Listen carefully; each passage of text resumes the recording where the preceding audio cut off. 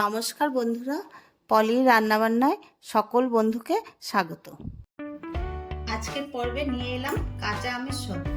এখন বাজারে প্রচুর পরিমাণে কাঁচা আম পাওয়া যাচ্ছে আর রোদও যথেষ্ট আছে। কাঁচা আম এনে সারা বছরের জন্য সংরক্ষণ করে রাখুন কাঁচা আমের আমসত্ত্ব। তাহলে চলুন আমি কিভাবে আমসত্ত্ব তৈরি করলাম দেখে নেওয়া যাক। কাঁচা আমের সত্ত্ব করতে আমি কাঁচা আম নিয়েছি, ছোট টুকরো টুকরো করে কেটে নিয়েছি। একটা কড়াইতে অল্প জল দিয়ে দিচ্ছি। এখন কাটা আমের টুকরোগুলো দিয়ে দিচ্ছি।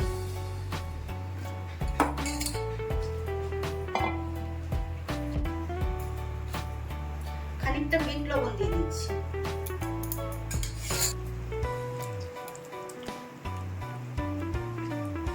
ভালো করে নাড়িয়ে দিচ্ছি, একটু ফুটে উঠুক।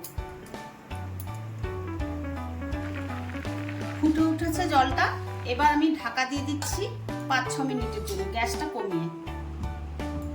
5-6 মিনিট পরে ঢাকনাটা খুলে নিচ্ছি।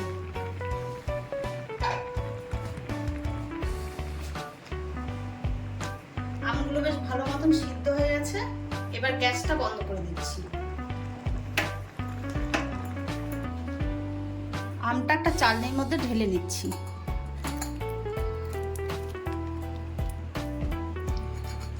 চালনিতে ভালো করে চেলে দিচ্ছি যাতে আমের কোনো আঁশ না থেকে যায়।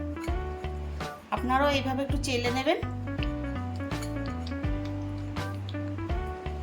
চালা হয়ে গেছে, দেখুন কতটা আঁশ বেরিয়েছে।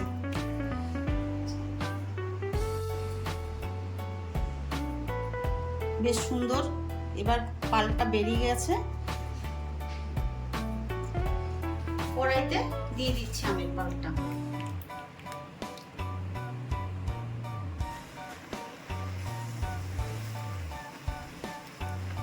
আমের মধ্যে দিয়ে দিচ্ছি চিনি। এখানে 100 গ্রাম চিনি আছে।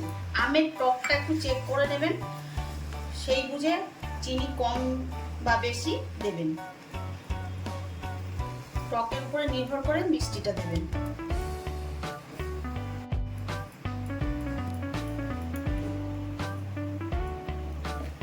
ভালো করে জাল দিয়ে নিতে হবে।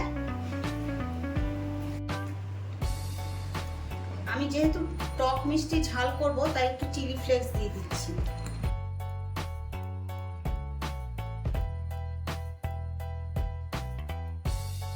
যেহেতু কাঁচা আমের সত্ত্ব করছি, তার জন্য কালার দিচ্ছি একটু সবুজ রঙের ফুড কালার। এটা পুরোপুরি অপশনাল, আপনারা না চাইলে দেবেন না। এটা দিলে কালারটা বেশ সুন্দর আসবে, তাই জন্য আমি 2-1 ফোঁটা দিলাম।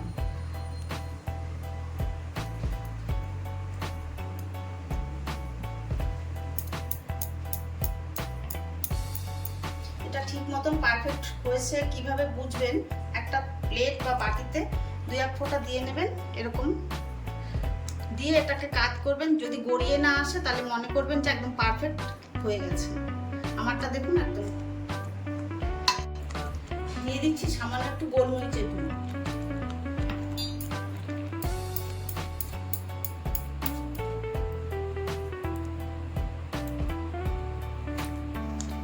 গ্যাস বন্ধ করে দিচ্ছি। একটা থালায় তেল দিয়ে নিয়েছি, তেলটা একটু ভালো করে ব্রাশ করে নিচ্ছি। অবশ্যই যে থালায় দেবেন একটু তেল ব্রাশ করে নেবেন, তাহলে আমসত্ত্বটা উঠে যাবে, শুকিয়ে গেলেও ভালোভাবে উঠে যাবে।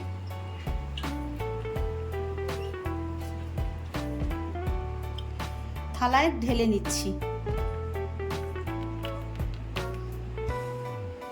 থালার চারদিকে ভালো করে ছড়িয়ে দিচ্ছি।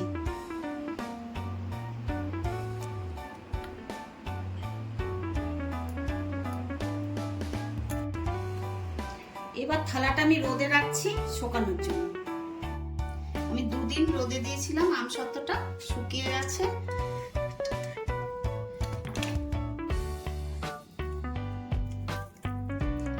সুন্দরভাবে উঠে গেল, কত সুন্দর হয়েছে। এবার আমসত্ত্বটা আমি একটু কেটে নিচ্ছি।